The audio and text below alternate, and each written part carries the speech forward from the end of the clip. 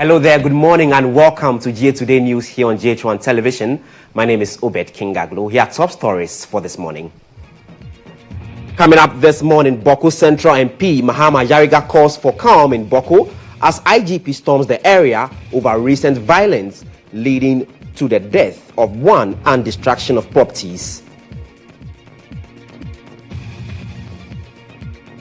Meanwhile, some youth warn MPs and government officials against coming to the area, while others set Bawku and Pusiga MPs' homes ablaze. And later in the bulletin, Minister of Education announces double-track system under free SHS policy to end in 2027.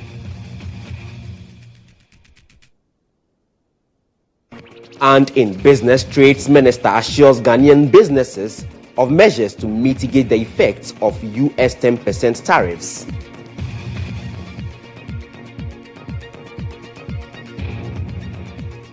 We have details of these and many other stories coming up shortly. Do stay. Parliament for Bawku Central, Mahama Yariga, has called for calm in Bawku while efforts are being made to bring lasting solution to the conflict in the area. The MP, who doubles as the majority leader in Parliament in a statement, entreated all aggrieved parties to exercise maximum restraint in the aftermath of the events. Tensions continue to escalate in Bawku in the Upper East region as the Kusok youth movement issued a strong warning to members of Parliament and government officials from entering the area. Earlier, there were arson attacks on the residences of the Bawku MP Mahama Yariga and the Pusiga MP Ladia Yamba. The youth accused the elected leaders of betrayal amid ongoing conflict and demanded the immediate action to restore peace and justice. Parts of the statement reads that I want to assure the people of Bawku and Kusok that I represent them and that I remain resolute and committed to a lasting resolution of the matter according to the well-established laws and judicial decision of Ghana, which must ultimately be respected. It also goes on to say that my personal position on the matter is well known to all over the years and has never changed.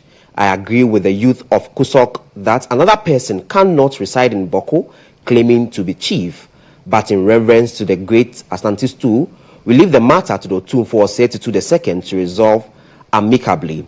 I therefore once again appeal to everyone to exercise restraint and allow the peace process to continue. I appeal to everyone to maintain cordial relations with law enforcement agencies to protect lives in the nation.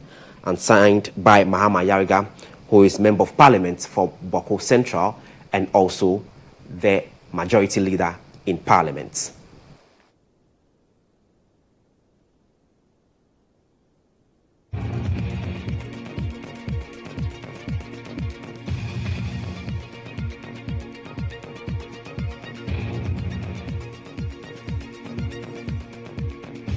Let's still stay in Bawku as tensions continues to escalate in the area in the Upper East region as the Kusok movement issued a strong warning to members of Parliament and government officials from entering the area.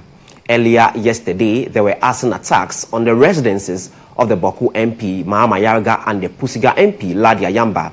The youth accused the elected members of betrayal.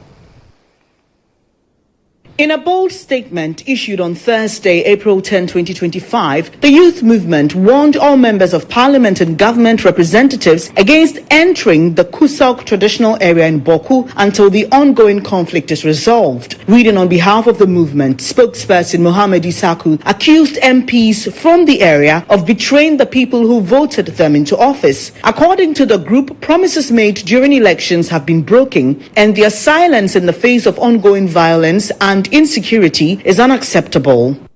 We don't need any favors from government.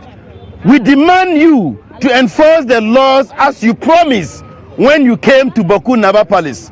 Mr. President, Kusas cannot be deceived by only words. We really mean business. Double standardness is not governance, it is oppression. We are by this statement notifying all the 6 MPs and other government functionaries from Kusau Kingdom to stay where you are and enjoy your luxuries. We will not entertain your visit into the kingdom until your deception for vote becomes a reality. You violate our warnings at your own risk. Note, power is transient. The group has also called for the removal of the parallel chief, which they say is the root of recent disturbances. They are also demanding an independent investigation into alleged killings, human rights violations, and extortion by security forces in Bawku and its environs.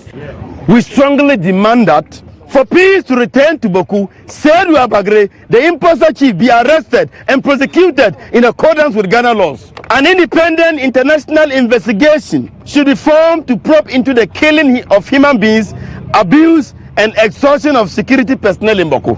The Interior Minister should immediately investigate the shooting incidents, arrest and prosecute the callous officers who did that. Transfer all the heads of security and take away all security personnel in Bawku who supervise these unprofessional acts. We, the youth of Kusau, are not calling for war. Yes. We are calling for justice. Yes. Yes. Justice. We are calling for dignity. Yes. Yes. We are calling for life. Yes. If Ghana government fails us this time, we will seek justice elsewhere in the world. Meanwhile, tensions reached a boiling point earlier Thursday morning when attempts were made to burn down the private residences of 2 members of parliament from the area, Mahama Yariga and Ladi Aishetu Ayamba. At Mr. Yariga's residence, attackers reportedly targeted the back of the house, setting a section of the roof sheet on fire before security personnel and caretakers quickly extinguished the flames. At Madame Ladi Ayamba's home, a mattress and part of a security post were set ablaze. In a related development, several police checkpoints within the Bawku municipality have been vandalized. The formed police unit commander at Bawku, ASP Anthony Zumo Baling, has condemned the destruction of property and warned that anyone found culpable will be arrested and prosecuted. When there is a need, we have the right to apply minimum force. So we shan't countenance what we are witnessing. That kind of lawlessness shall not be entertained. It will be prudent you put the media, see to it that you talk to the people so that they will reason up that the police, we are not part of the conflict. We have the mandate to protect life and property, and as such, apart from that, we have nothing to meddle in whatever they are doing. So they should give us the benefit of the doubt and live with us, and peace shall prevail. We shall interfere in their chieftaincy, and we have no interest. Either they play by our rules or we deal with them drastically. So we are entreating each and every one of them, wherever they are, they should make sure that the police we shall relent. We shall smoke them out wherever we find them. We shall chase them and make sure that the law deals with them. As and when we get them, we shall put them before court. As tensions remain high, residents continue to call for peace, justice, and accountability in restoring normalcy to the troubled area. And following these disturbances, the Inspector General of Police, Christian Tete Yono, has visited the Bawku area with a high-powered delegation of operations, intelligence, and investigative officers. His visit to the area follows violent clashes on Wednesday, April 9, between some irate youth and the police. There's more in this report. The move by the Inspector General of Police follows violent clashes on Wednesday, April 9, between some irate youth and the police, which tragically resulted in the death of one individual identified as Fusaini Idrisu. 5 others, including a police officer and an immigration officer, sustained gunshot wounds and are currently receiving treatment at medical facilities. The Ghana Police Service, in collaboration with the Ghana Armed Forces, swiftly moved to restore calm to Bawku and its environs. Despite the heavy security presence, the violence led to the destruction of key police properties, including 2 service vehicles, a rented police accommodation in Binduri, and homes belonging to police officers stationed in the area. In response, joint police and military patrols have been intensified across Bawku and surrounding communities to stabilize the situation and prevent further unrest. While in Bawku, IGP GHOne and his team are expected to commensurate with the family of the deceased, visit injured personnel and civilians currently on admission, and interact with officers who lost their homes and property during the clashes. The Ghana Police Service has reiterated its commitment to working closely with the Ghana Armed Forces, traditional leaders, opinion leaders, and all relevant stakeholders to restore peace and maintain law and order in Bawku. The service also calls on residents to remain calm and support ongoing efforts aimed at ensuring long-term stability in the area. Away from the troubled town of Bawku, let's do some education stories. As the sector minister, Haruna Idrisu, says government will end the double-track system under the free senior high school policy in 2027. The decision comes after years of debate over the effectiveness of the system introduced in 2018 to accommodate the surge in enrollment following the implementation of the policy. Speaking at a stakeholder engagement with a conference of heads of assisted secondary schools CHAS in Sunyani, the minister said the decision forms part of ongoing efforts by the John Mahama-led administration to improve infrastructure, reduce classroom congestion, and enhance the overall quality of secondary education across the country. Next year, you should identify 1 or 2 child schools for major infrastructure investment. So we expect that next year into your formula, you should have a dedicated formula that looks into expanded accommodation, expanded classroom infrastructure for a number of child schools so that you can increase your intake for purposes of supporting government to end the double track system. We expect that by end of year 2027, the double track system must be a thing of the past. And to those who think that we should heal double track system, and those who think it was only politically necessary because of inadequate infrastructure to support the noble dream of expanding access to secondary education. But the reduced contact hours between learners and teachers cannot be a desirable academic training model. It cannot be. And therefore, we all need to work together in order to reverse it. Now, former Minister of Education, Dr. Yao Osei-Duchum, has donated 100,000 Ghana cedis and 200 bags of cement to support victims of the recent Idum Railway fire disaster in Kumasi. The donation, presented during a visit to the affected area yesterday, is to support victims recover and rebuild efforts. Ashanti Regional Correspondent Isaac Justice Bidiako has more in the following reports. On 20th March 2025, a session of the Idum Railway market was engulfed by raging fire from an unknown source, destroying properties worth millions of cedis. Currently, victims of the fire disaster have become helpless, counting on the government and other philanthropists to rebuild the markets. Touched by their plight, former Education Minister Dr. Yao Osei-Duchum paid a visit to the markets with his entourage from the Bosumtwe constituency. Dr. Duchum praised the resilience and determination of the affected persons, describing them as engines of growth who continue to inspire through their entrepreneurial spirits and commitment to education. The ones who are the engine of growth of our country, these are the women and men who through their hard work take their children through school and with the help of government are able to get them educated. It's money from here that secures them that education. So if we don't support them, the education of their children will be at risk. And therefore today when I come here and see their faces and see their passion, their enthusiasm and their determination to survive. Moved by the victims' perseverance, Dr. Duchum called on the government and private citizens to contribute to the reconstruction efforts and help restore livelihoods. That's why I made a contribution of 100,000 cedis and 200 bags of cement to support the whole development effort. It is my hope that the government will do its part, individuals will do their part, so that these men and women will be on their feet. They are waiting for us. They are crying for us. We have to help them and restore them to their former status. The victims, after receiving the donation through their leaders, commended the Bosomtwi Member of Parliament for supporting them during this crucial moment.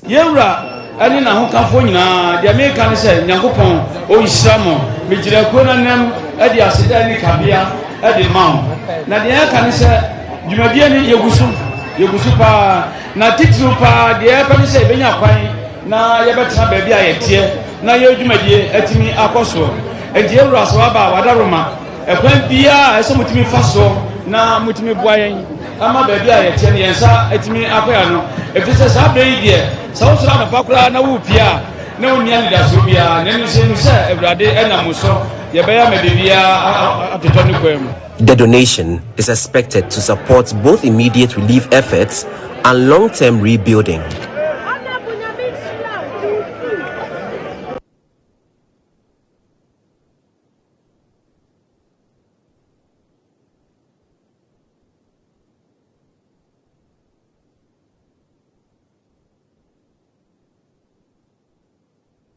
From the Ashanti region, let's head to the Eastern region, as executives of the National Democratic Congress in the Etiwa East constituency have thrown their weight behind Chairman Ernest Owusu Ntim for the position of the district chief executive. The group says Mr. Ntim's political experience, contribution to the party makes him the most suitable candidate. The executives also cautioned against individuals undermining potential nomination of the constituency chairman as the district chief executive. Our Eastern regional correspondent, GHOne, visited the constituency and reports.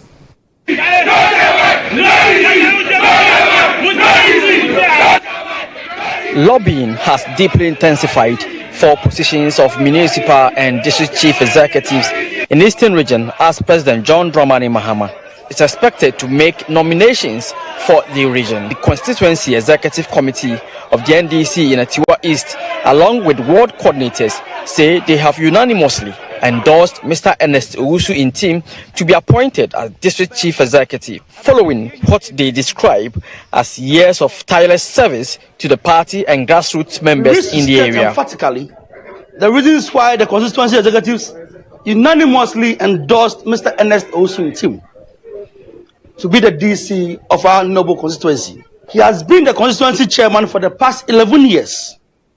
With his rich experience as a chairman, he is aware of every bit of a problem facing the people of Etiwa East, particularly the NDC members, and has easily resolved them accordingly. In Etiwa East, Mr. Ernest Owusu Ntim has served the party diligently since 2014. The executives highlighted several projects they say were personally sponsored by Mr. Ntim, including campaign logistics, donation of school furniture, footwear of students, and boreholes for communities in need. The executives have called on the national leadership of the NDC to disregard any petition against Mr. Owusu Ntim, reward his loyalty and service with the DC appointments. We wish to send a caution, in fact, a very strong one, to a gentleman called Freeman Boateng, who is going from TV stations to stations and social media trying to tarnish the hard-earned reputation of Ernest Owusu Ntim. Freeman Boateng and his cohorts are the same very few people in this constituency who have been creating all sorts of problems for our party in the past 8 years. Their intention is to cripple our party. Some supporters of the party in Anyinam are also in support of the constituency chairman for the DC position. Chairman Chini say, Chairman Obia, Otie Obia Sufre, Yam Rantia and Babawan, say Bibiha, now Quananase, now Wakawasa, which are now, or Bow. The assessor will do it, so no poor Enya, or you penny, and do it. Nanina was will be such a question. And it's a post school. Once a reform, I could job on our Makoyo Basa.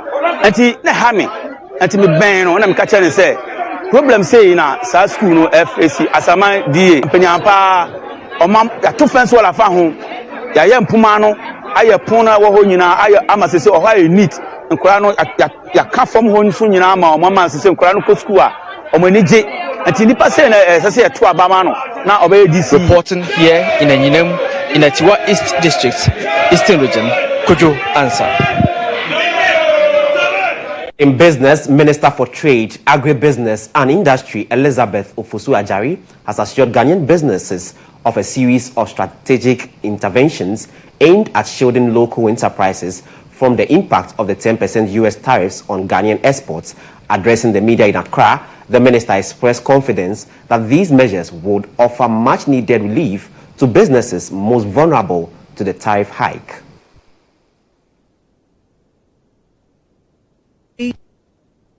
The 10% tariff imposed on Ghana was based on the 2024 trade surplus with the United States. We understand that the imposition of these tariffs raises some concern for Ghanaian business community, especially producers, exporters and investors. The initial imposition on 2nd April included Ghana in the list of countries with 10% baseline tariff, whilst other countries had relatively higher tariffs. For example, Cote d'Ivoire had 21%, Nigeria 14%, Lesotho 15%, Madagascar 47%, Botswana 38%, Mauritius 40%, and 31% for South Africa. However, as of last night, before I went to bed, the United States paused its earlier arrangements, which placed all its trading partners under a uniform 10% tariff band for 90 days.